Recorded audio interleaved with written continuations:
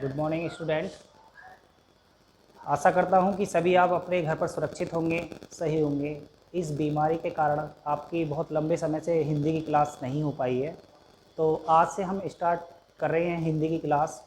और अब मैं जहां तक समझता हूं कि आप अच्छे से पढ़ेंगे घर पे और सही रहेंगे जैसा आप घर पे रहते आए हैं। तो आज हम जो टॉपिक पढ़ाने वाले हैं वह है भाषा। भाषा क्या है? भाषा वह सरल साधन है जिसके माध्यम से हम अपने मन के विचारों का आदान प्रदान करते हैं। मान लीजिए मेरे मन में अगर कोई बात आती है, मुझे कुछ बोलना होता है, जो मेरे मन में आती है उसे हम दूसरों तक पहुंचाते हैं, वो क्या होती है? भाषा होती है। भाषा जो शब्द है वो एक भास धातु से बना है, जिसका अर्थ होता है बेटा बोलना। क्या अर्थ होता है उसका? बोलना। बोलते समय हम अपने मुख से जिन सार्थक ध्वनियों का निकालकर भावों और विचारों को प्रकट करते हैं उसी को हम भाषा कहते हैं। क्या कहते हैं बेटा? उसको भाषा कहते हैं। एक बार दोबारा सुन लीजिए सभी। भाषा है क्या? भाषा वह सरल साधन है जिसके माध्यम से हम अपने मन के विचारों का आदान प्रदान करते हैं। अगर भाषा के हम भेदों की बात करें तो भाषा के मुख्य केवल दो भेद होते हैं। कौन से होते हैं बेटा? दो भेद होते हैं। पहला होता है हमारा मौखिक भाषा। कौन सा होता है? मौखिक भाषा। कौन सा होता है? मौखिक भाषा। दूसरे भेद की अगर बात करें तो होता है हमारा लिखित भाषा। कौन सा होता है? लिखित भाषा। मौखिक भाषा होता क्या है?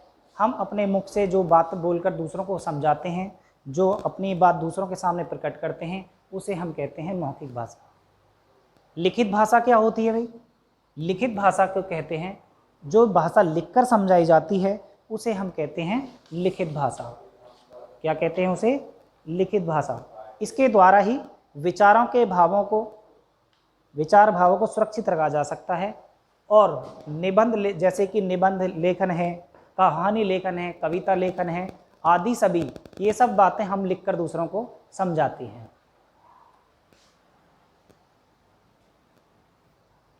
इसके बाद भाषा के कुछ अन्य रूप होते हैं, जैसे मातृभाषा है।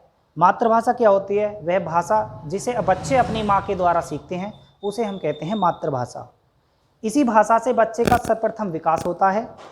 किसी व्यक्ति द्वारा सीखी गई भाषा की तुलना में उसकी मातृभाषा उसके हृदय के सबसे निकट होती है। जो मातृभाषा होती है वो बच्चे के सबसे निकट होती है। अगर दूसरी बात की बात करें राजभाषा, इसके बाद आती है राजभाषा। तो राजभाषा क्या होती है?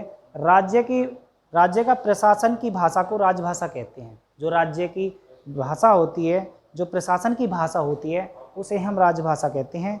एक होती है हमारी राष्ट्रभाषा। राष्ट्रभाषा क्या होती है?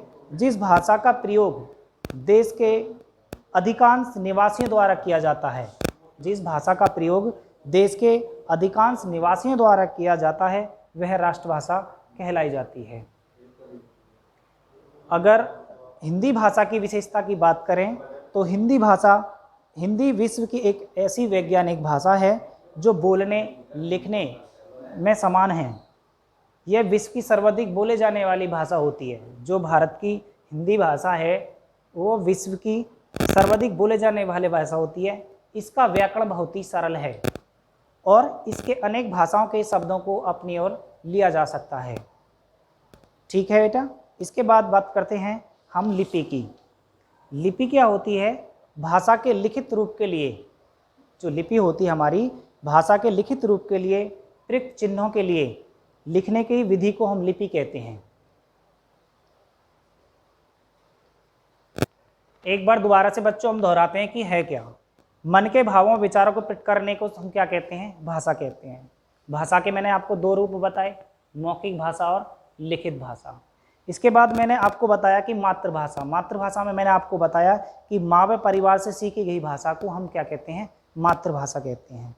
एक फिर मैंने आपको बताई प्रशासनीय भाषा या राज्य या प्रशासन की भाषा को हम क्या कहते हैं? राजभाषा। इसके बाद मैंने अभी आपको बताया था लिपि।